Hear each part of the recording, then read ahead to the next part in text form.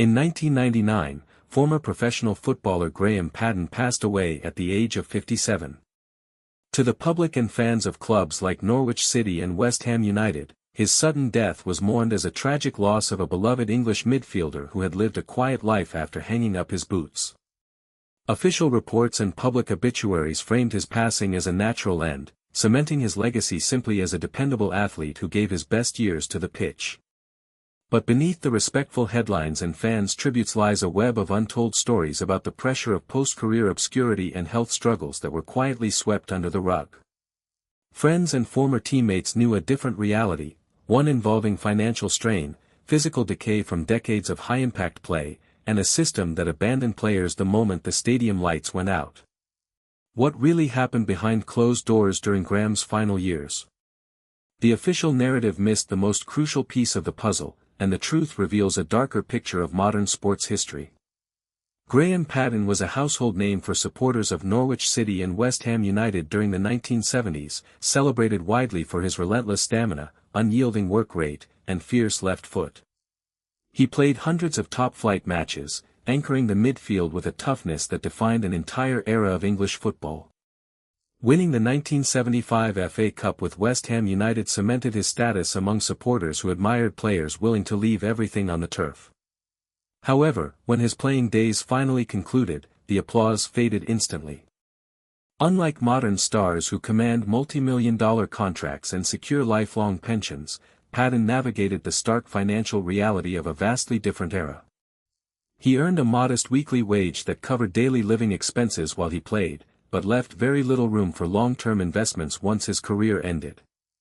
Commercial endorsement deals were virtually non-existent for midfielders of his profile, and broadcast rights payouts did not trickle down to the rank-and-file players. When his legs could no longer sustain 90 minutes of elite competition on heavy winter pitches, the industry simply turned the page. There was no safety net, no transition program, and no institutional support designed to help a retiring athlete find his footing in civilian life. To make ends meet, Patton looked far beyond the familiar grounds of English football. He accepted various coaching and managerial appointments overseas, seeking financial stability in North America where soccer was attempting to build a professional footprint. Yet, stability remained stubbornly out of reach. Travel was constant, contracts were short-lived, and the income failed to match the exhausting demands of developing a sport in unfamiliar markets. As the years advanced, the physical toll of countless tackles, sliding challenges, and heavy leather match balls began to extract a severe price. Football in the 1970s was an uncompromising game played on mud-soaked surfaces with footwear that offered minimal protection to ankles and knees.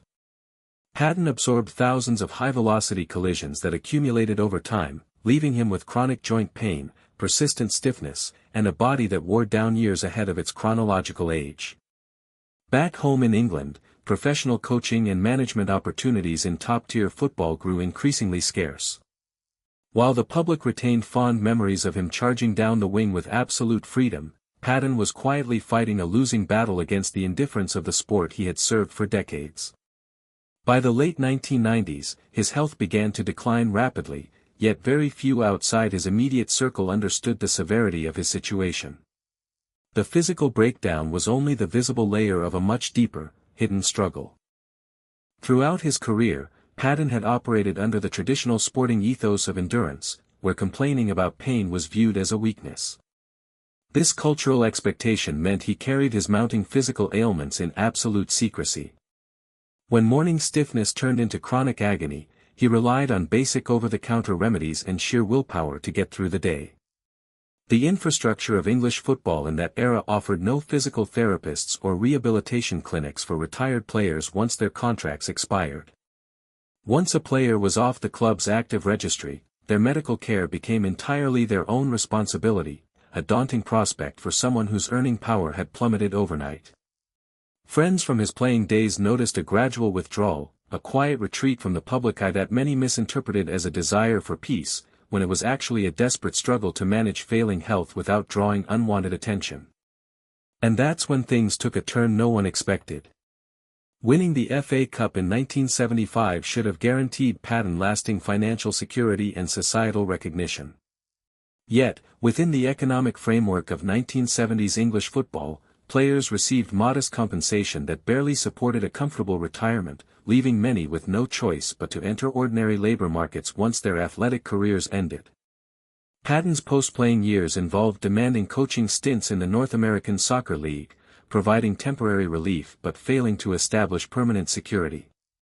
As you watch modern athletes sign staggering contracts today, take a moment to reflect on what happens when the cheering stops. Have you ever wondered how many sports legends quietly struggle behind the scenes after leaving the spotlight?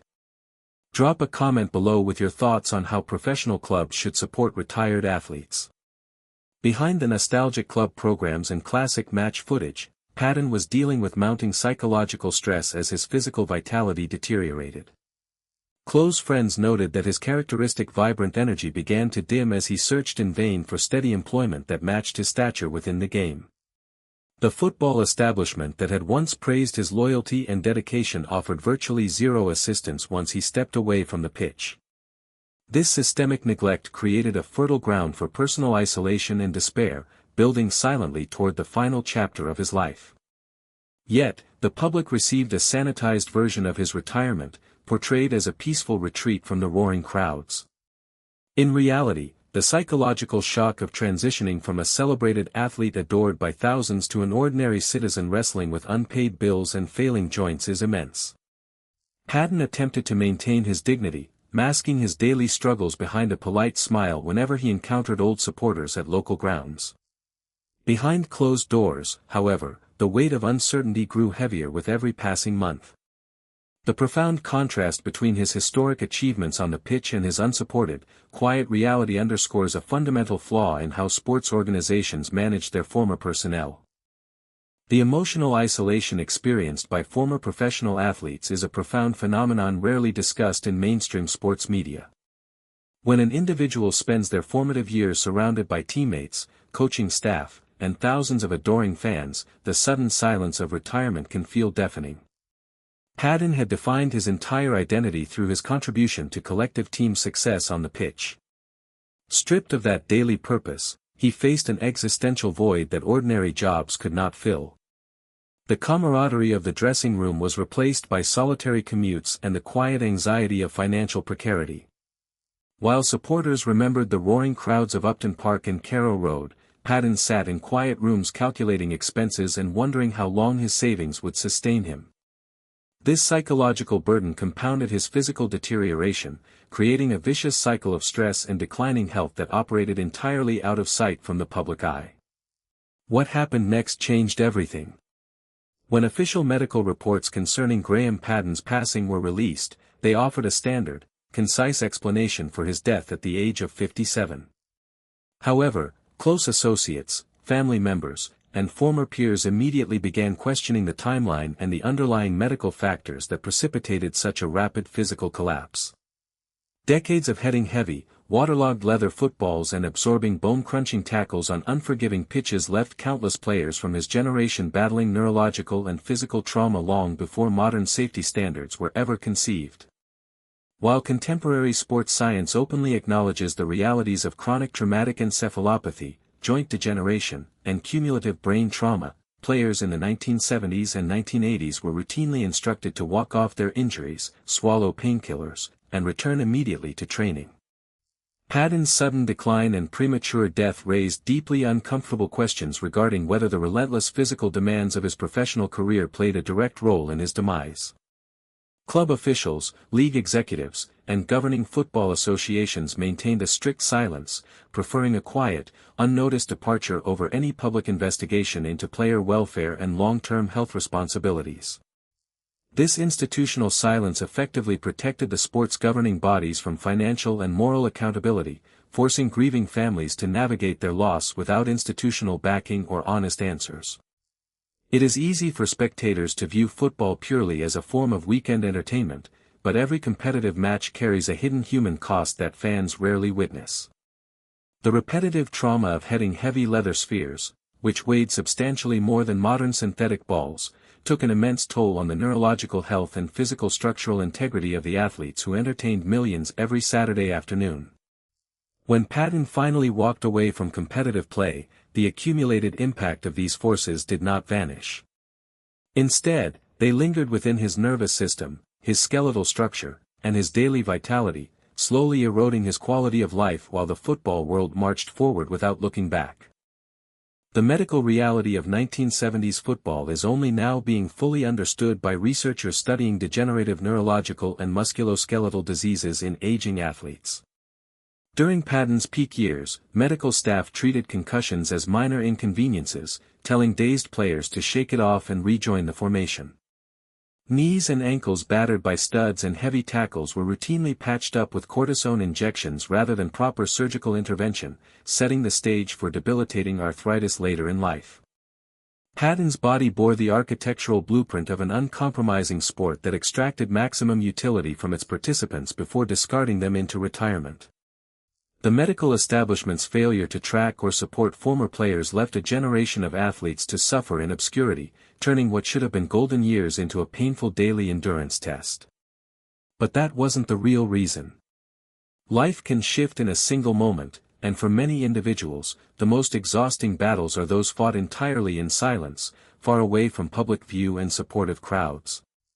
Much like Graham, who maintained a brave face for supporters while carrying immense personal and financial pressures, everyday people often shoulder private burdens that no one else ever sees. Prioritizing health, future security, and genuine mutual support holds far more value than any fleeting moment of public glory or professional success. As the layers of Paddon's final days are peeled back, it becomes undeniably clear that his narrative extends far beyond the boundaries of association football, serving as a poignant reminder of how easily modern society discards those who once brought communities immense joy. The narrative pushed by official channels served primarily to protect institutional reputations rather than honor the individual human being. By closely examining the noticeable gaps in his medical records and the glaring absence of post-career support, a truer picture emerges of a man let down by the very industry he served with total dedication. The sobering reality surrounding his passing stands as an enduring reminder that true legacy is measured not by trophies won under stadium lights, but by how society treats human beings when the lights are turned off and the grandstands are completely empty. Graham Patton earned a retirement defined by security, dignity, and attentive medical care, yet he encountered only silence and struggle. His story remains an essential cautionary tale for the modern era of athletics, demonstrating clearly that beneath billion-dollar broadcasting rights and superstar salaries lies a foundational human structure built by athletes who sacrificed their bodies for the game. Reflecting on Graham Paddon's journey forces a broader reckoning with how society values labor, entertainment, and human sacrifice. The fans who sang his name from the terraces experienced a fleeting moment of collective ecstasy, unaware of the long-term physical and financial toll required to produce that entertainment. When the final whistle blows on a career, the stadium gates lock, and the cameras turn toward the next rising star, the human beings behind the jerseys are left to navigate the wreckage of their own sacrifice alone. Paddon's life and untimely death challenge everyone to look past the gloss of professional sports and recognize the profound debt owed to those who paved the way. By honoring his memory with truth rather than comforting silence, we ensure that his sacrifice is never truly forgotten. And that is when the final piece of the mystery clicked into place.